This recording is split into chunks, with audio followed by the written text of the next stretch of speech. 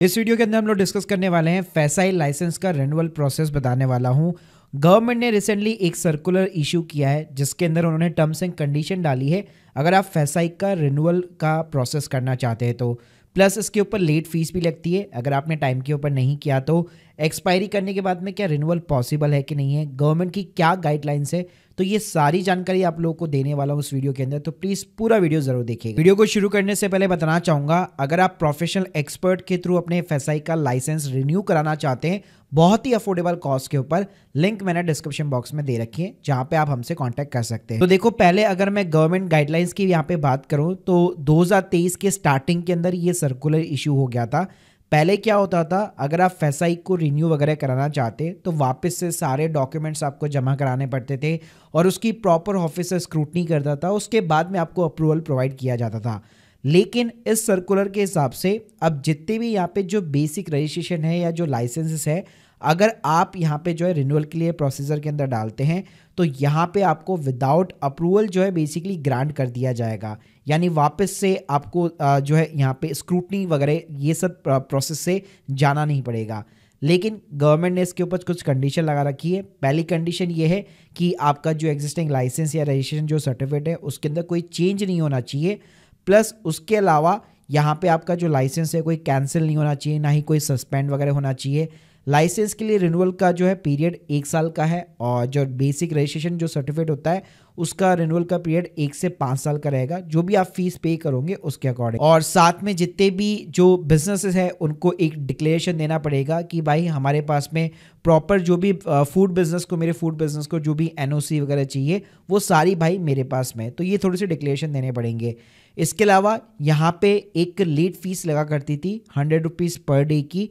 तो अगर मान लीजिए आपका लाइसेंस एक्सपायर होने वाला है और एक्सपायर होने के 30 दिनों के पहले भी अगर आप रिन्यू करते थे तो पहले वो लेट फीस लगा करती थी। लेकिन अच्छी बात यह है कि अब 30 days prior to the expiry भी अगर आप यहाँ पे रिन्यू कराएंगे तो 100 रुपीज़ पर डे की लेट फीस आपके ऊपर नहीं लगने वाली है। तो अल्टीमेटली अगर मैं आपको समराइज करना चाहूँ तो फैसाई लाइसेंस की जो रिन्यूअल विंडो होती है वो 180 से 120 दिनों के भीतर ओपन होती है।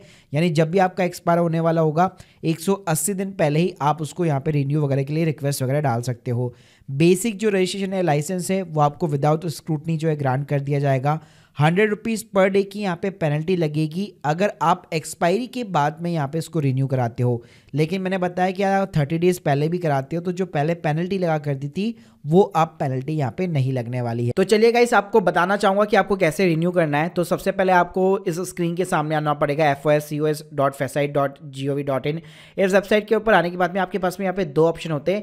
या तो आप लॉगिन करके सिंपली तरीके से आप अपना रिन्यूअल कर सकते हैं, लेकिन अगर आपके पास में लॉगिन वगैरह नहीं है तो यहाँ पे आप विदाउट साइन इन भी यहाँ पे रिन्यूअल वगैरह कर सकते हैं। लेकिन ध्यान रखिएगा, अगर आप विदाउट साइन इन करेंगे तो स्टिल आपको लॉगिन करना पड़ेगा, क्योंकि विदाउट साइन इन आप सर्टिफिकेट तो यहाँ पे रिन्यू कर पाओगे लेकिन सर्टिफिकेट को आप डाउनलोड नहीं कर पाओगे। तो चलिए मैं आपको पहले विदाउट साइन इन बता देता हूँ, फिर आपको बताऊंगा कि आपको रिन्यूअल के लिए लॉगिन वगैरह भी कैसे करना है। तो गाइस, सबसे पहले यहाँ पे आपको अपना लाइसेंस नंबर, जो भी आपका रजिस्ट्रेशन नंबर है, चाहे आपका एफएसआई का बेसिक रजिस्ट्रेशन नंबर है या फिर लाइसेंस नंबर है, वो आपको डालना है। आपकी जब भी वैलिडिटी एंड हो रही है आपको सिंपली तरीके से वो पुट करना है और इस कैप्चा कोड को डालकर सिंपली तरीके से सबमिट करना है। जैसे गाइस आप ये चीजें करेंगे तो आपका जो लाइसेंस होगा, अगर रिन्यूअल के लिए यहाँ पे विंडो ओपन हो चुकी है तो आपको स्क्रीन के सामने अपनी कंफर्मेशन दिखाई देगी और एक एक्शन के नीचे सिंपली तरीके से आपको प्रोसीड का बटन दिखने वाला है। तो सिंपली तरीके से आपको प्रोसीड करना है। साथ में गाइस ये आपसे एक प्रीमाइस का कंफर्मेशन पूछने वाला है। तो जैसे बताया था कि लाइसेंस या रजिस्ट्रेशन के अंदर कोई भी डिटेल्स चेंज नहीं होनी चाहिए, तो आपकी जो प्रीमाइस है वो अगर सेम है तो आपको यस के अंदर यहाँ पे कंफर्म करना है।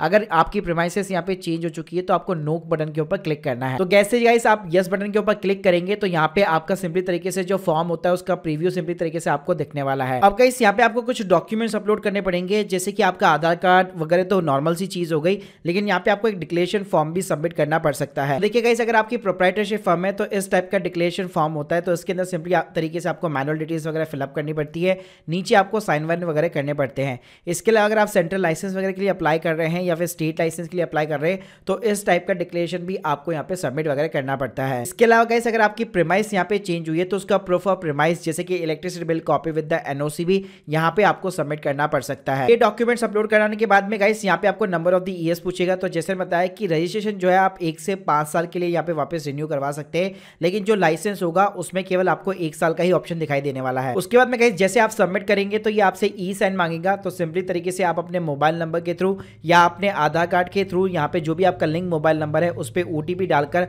आप सिंपली इस एप्लीकेशन फॉर्म को ई साइन करवा सकते हैं। उसके बाद में गाइस डायरेक्टली आपको पेमेंट गेटवे के ऊपर सिंपली तरीके से रीडायरेक्ट कर देता है, जहां पे आपको रेजर पे और पेयूबीज का ऑप्शन मिल जाता है। आप सिंपली रेजर पे का ऑप्शन चूज करके यूपीआई के थ्रू पेमेंट कर सकते हो। जैसे गाइस आप पेमेंट करते हो तो आपकी एप्लीकेशन यहाँ पे आपको रिसिप्ट मिल जाती है जो आपने पेमेंट किया है। साथ में ऊपर लिखा हुआ आता है certificate has been the renewed, copy will be available in the dashboard issued. तो देखिए इसके लिए अब आपको लॉग इन करना पड़ेगा अगर आप सर्टिफिकेट वगैरह यहाँ पे डाउनलोड करना चाहते हो तो गाइस इसके लिए वापस से आपको अपनी होम स्क्रीन के ऊपर आना पड़ेगा। यहाँ पे आपको लॉग इन फूड बिजनेस का ऑप्शन मिल जाता है। सिंपली तरीके से यहाँ पे आपको फॉरगेट पासवर्ड का ऑप्शन मिल जाएगा। तो अपना जो भी रजिस्ट्रेशन नंबर है वो डाल करके आप अपना फॉरगेट पासवर्ड वगैरह सेट कर सकते हो। और गाइस जैसा ही एक बार फॉरगेट पासवर्ड आपका सेट हो जाता है, आप लॉग इन कर लेते हो, तो सिंपली तरीके से आपकी जो टैब खुलेगी वहां पे इश्यूड वाले सेक्शन के अंदर आपको अपना जो रिन्यूअल का सर्टिफिकेट होगा वो बकायदा यहाँ पे मिल जाएगा। So guys hope you like this video, please subscribe channel. अगर आप एक प्रोफेशनल एक्सपर्ट के थ्रू यहाँ पे फैसाई लाइसेंस की सर्विस लेना चाहते, रिन्यूअल कराना चाहते